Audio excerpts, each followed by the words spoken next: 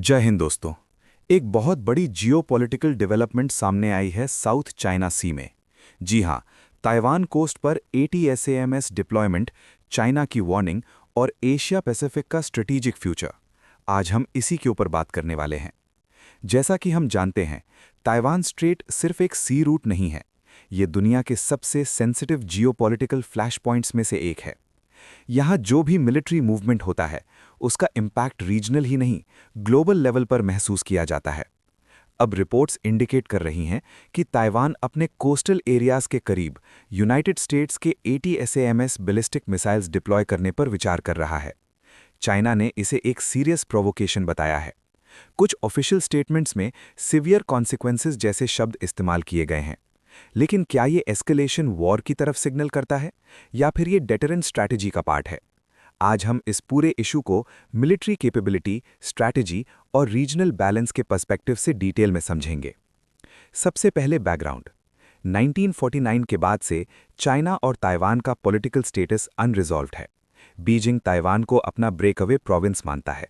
Taiwan खुद को sovereign democratic entity के रूप में ऑपरेट करता है। United states officially one China policy follow करता है, लेकिन ताइवान रिलेशंस एक्ट के थ्रू ताइवान को डिफेंसिव वेपन्स प्रोवाइड करता है। पास्ट डेकेड में चाइनीज एयर इंकर्जन्स ताइवान ADIZ में बढ़े हैं, नेवल ड्रिल्स इंटेंसिफाई हुए हैं, मिसाइल एक्सरसाइजेस कंडक्ट हुए हैं, डिप्लोमैटिक रेटरिक शार्प हुआ है। ये टेंशन ग्रेजुअल बिल्डअप का रिजल्ट है। अब ATSAMS को डिटेल में समझते हैं। ATSAMS army tactical missile system एक surface to surface ballistic missile है। इसके कुछ की फीचर्स हैं जो इस प्रकार हैं। रेंज 165 किलोमीटर से लेकर 300 किलोमीटर तक, high precision GPS guidance, rapid deployment from mobile launchers, short preparation time. Ballistic missile होने का मतलब है कि ये हाई आर्क ट्रेजेक्टरी फॉलो करता है और टारगेट पर हाई स्पीड से डिसेंड करता है।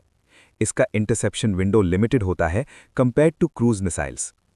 अगर ताइवान के वेस्ट कोस्ट पर यह मिसाइल डिप्लॉय होता है तो 300 किलोमीटर रेडियस में चाइना के फुजियान प्रोविंस के air bases, coastal radar installations, naval logistics hubs, amphibious staging areas range में आ सकते हैं। ये सिर्फ सिंबॉलिक डेटरेंस नहीं, रियल ऑपरेशनल कैपेबिलिटी शिफ्ट होगा।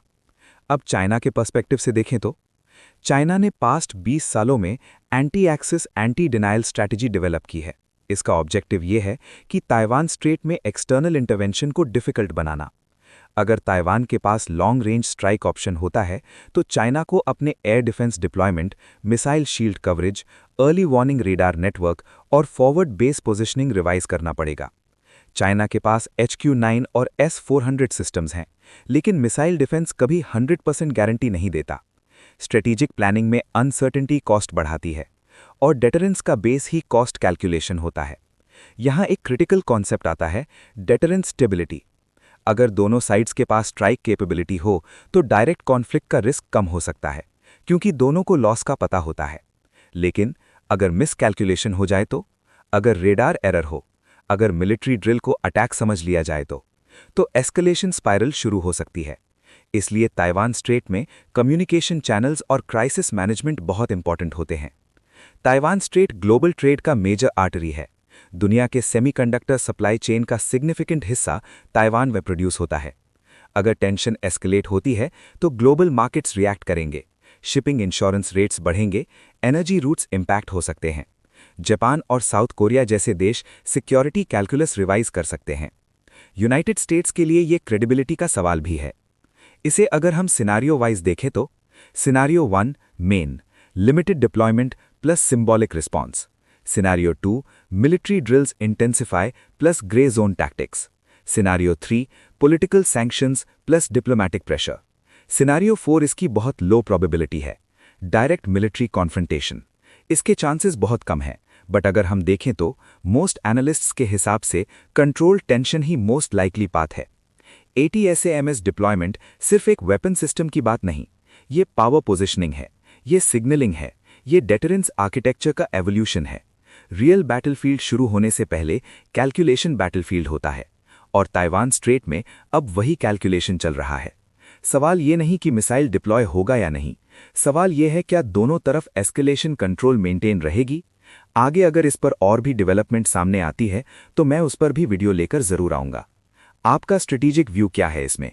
कमेंट्स में ज़रूर बताएं। That's it for now. जय हिंद।